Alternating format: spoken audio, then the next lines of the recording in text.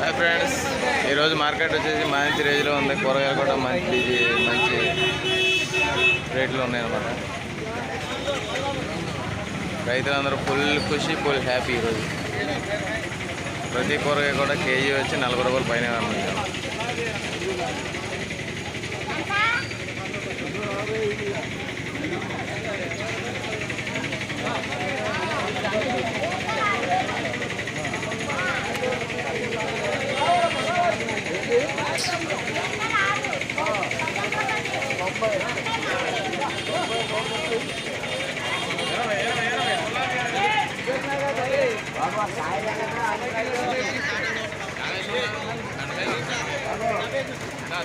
Thank you friends.